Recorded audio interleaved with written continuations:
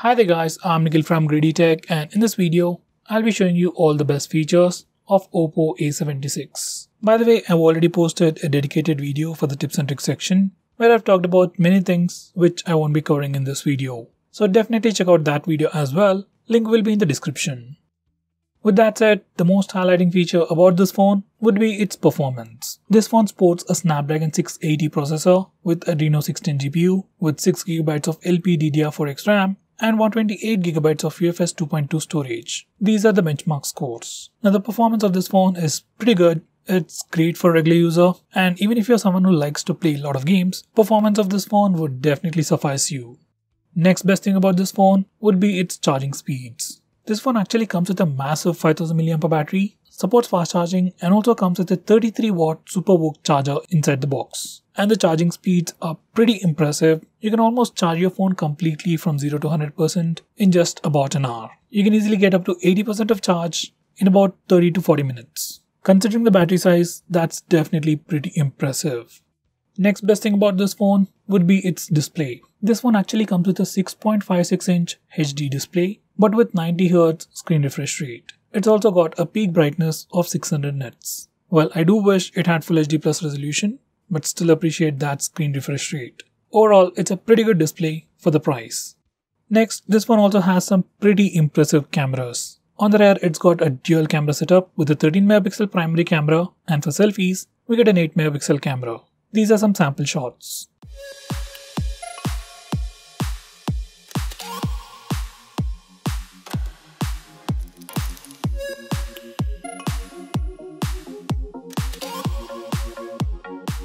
Going on next, this one also comes with a side-mounted fingerprint scanner.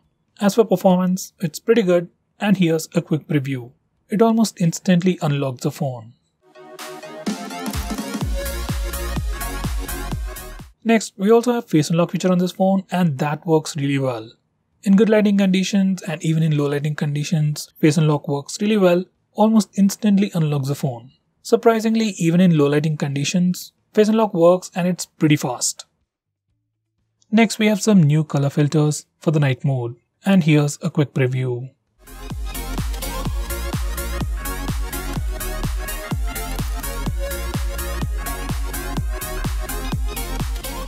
Next, we have new air gestures. Now, once you enable this feature, you can just hold your hand 20 to 40 centimeters from your front camera or the phone screen and wait for the hand icon to appear, and then you can flip your hand up to answer the call. It might seem like a cool feature, but I would recommend you to ignore it. Now coming back to the camera features once again, next we have AI screen enhancement. Now this is a very unique feature available only on this phone or Realme and Oppo phones. And once you turn it on, everything will pop out, colors will look super saturated, and images will look very pleasing. Next we have portrait mode for both the front and rear cameras. Now this isn't a very big feature, it's been around for many years, so I won't talk about much. These are some sample shots.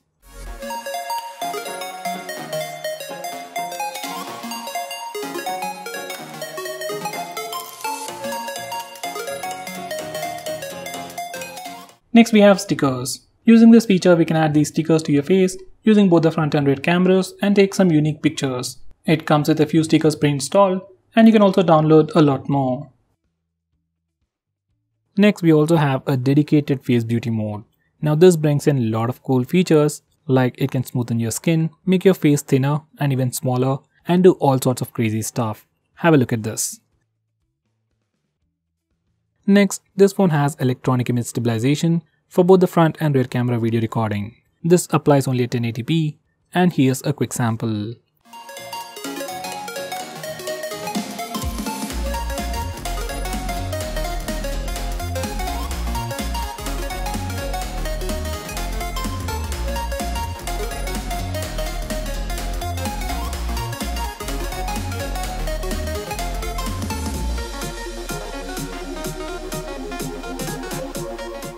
So guys, this is the sample footage recorded with the Oppo A76 front-facing camera. Audio is from the phone itself, so check out the noise cancellation and stabilization offered by the phone. Initial impressions, footage looks pretty good, but there is a subtle fluctuation kind of thing going on with exposure control.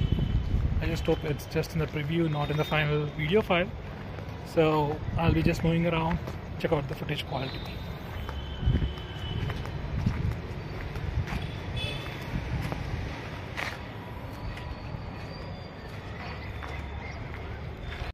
For the rear camera, it has just one gesture, that's tap to take pictures.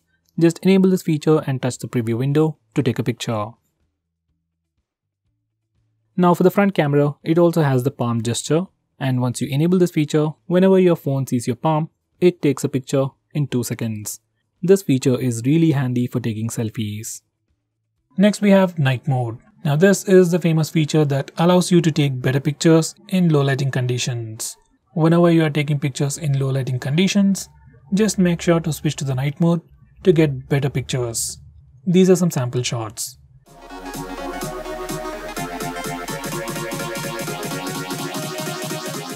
Next we have dark mode. This is another famous feature, and once you enable this feature, it'll change all the UI elements to the dark mode or the dark theme. Things like notification panel, home screen, or even settings all change to the dark mode. Some of the system applications like the phone dialer, SMS application also change to the dark mode. Some Google applications like Play Store and YouTube also automatically change to the dark mode. Next we have super power saver mode. Once you enable this feature, your phone turns on dark mode, restricts performance, reduces battery usage, and gives you few applications that you can use, and also gives you the option to add few more apps. In this mode, phone's standby time increases drastically. By the way, we can still use internet in this mode. It does consume more battery, but it is definitely better than the regular mode.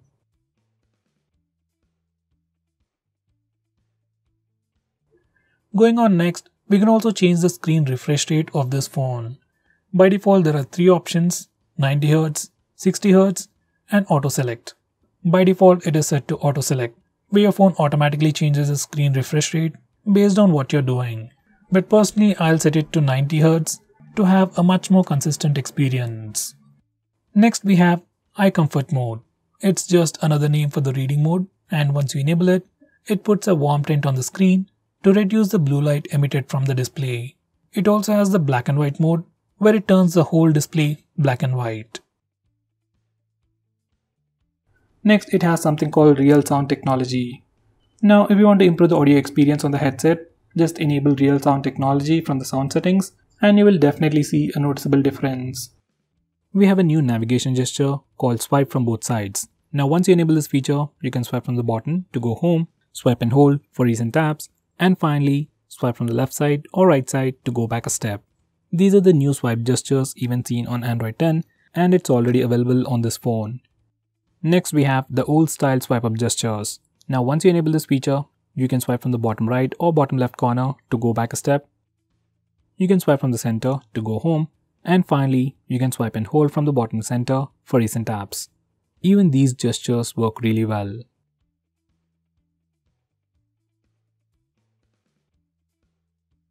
Now going on next, we have a super handy shortcut to trigger Google Assistant with the power button. Once you enable this feature, you can long press the power button to trigger Google Assistant. It's a nice feature and can be quite useful while using the navigation gestures, but I don't think this power button will last longer if you use it continuously. Next, I'm going to show you how to take screenshots on this phone. Well, there are mainly 2 ways. One is by using the buttons. Just press the volume down and power button both at the same time to take a screenshot.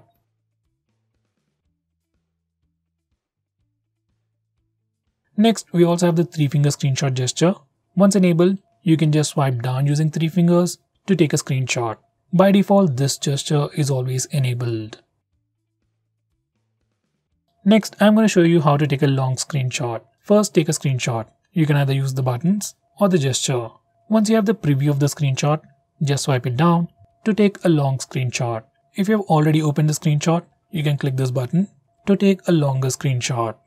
Next, we have partial screenshot. For this feature, we are going to use that 3-finger screenshot gesture in a different way. Once you enable this feature, you can just touch and hold the screen to take a partial screenshot. You just need to place the 3 fingers, then slide it slowly to take a partial screenshot. Now going on next, this phone even comes with screen recording. I really don't know why you want to record your screen, especially on an Android phone, but for some reason if you want to record it, you can start it from the notification toggles, or you can also use the smart bar, which can be accessed from anywhere by swiping on the right side corner. You can stop recording by clicking the stop button on the floating bubble.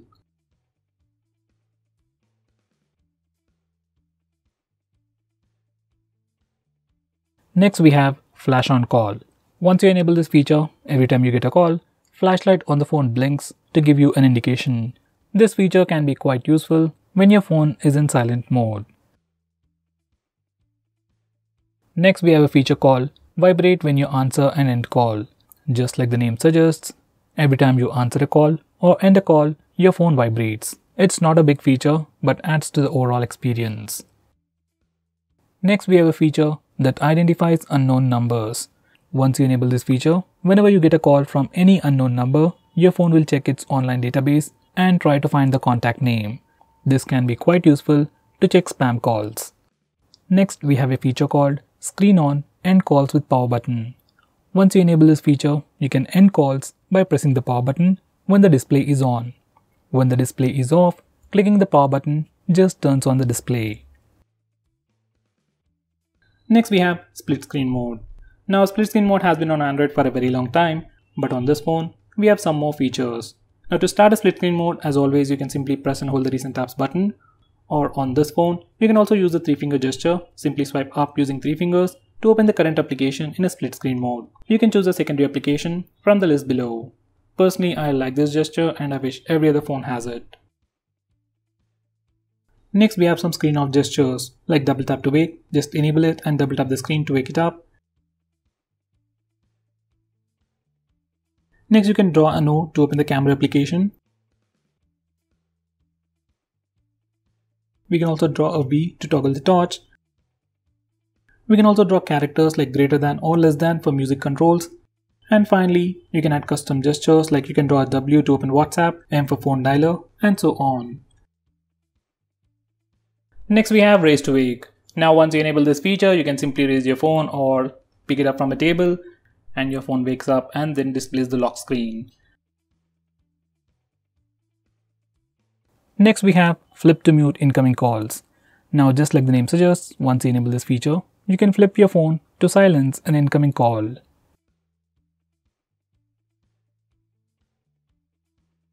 Next we have digital well-being. Now this is a feature from Google that tracks all your usage on your phone and gives you a complete analysis of which apps you're using more, and then helps you limit your usage and block notifications from those applications. Next we have wind down. This feature is part of digital well-being, which can help you sleep faster at night. Using this feature, you can schedule your phone to turn on grayscale mode and do not disturb mode automatically at a specific time.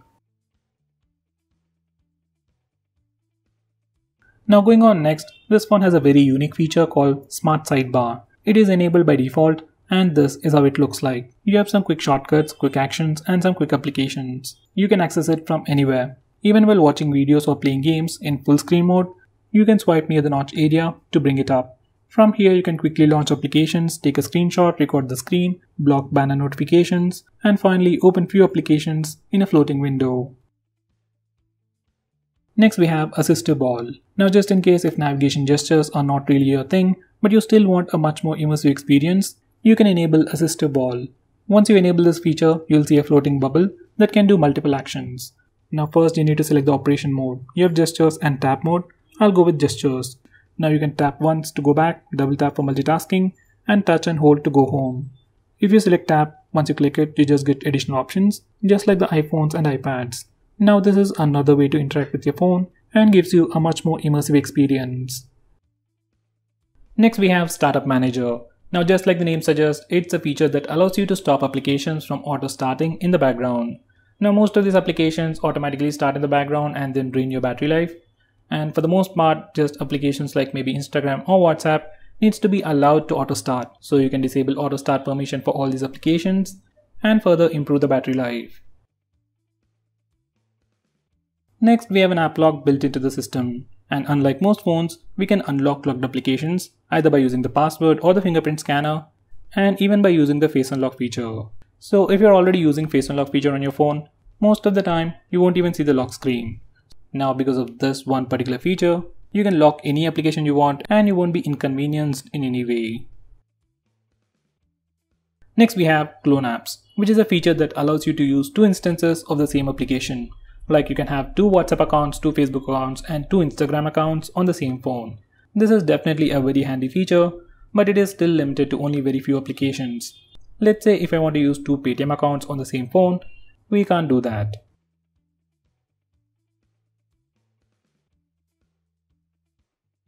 Next we have Game Space. Now this feature or application just tries to improve your gaming experience and gives you a lot more cool features. Now once you add all your games to this game space and then open that game, your phone will divert all the resources to improve your gaming experience. It means faster game load speeds, better visuals, and more than that, it gives you the option for Do Not Disturb mode, where you won't be interrupted with annoying notification sounds or visual disturbances like banner notifications. You also have different power profiles to improve the performance or battery life. It also gives you the option to disable auto brightness, which is missing on many phones out there.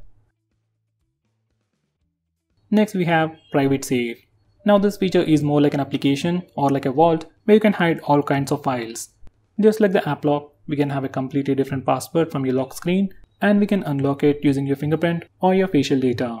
Personally, I suggest you to use Gallery Vault.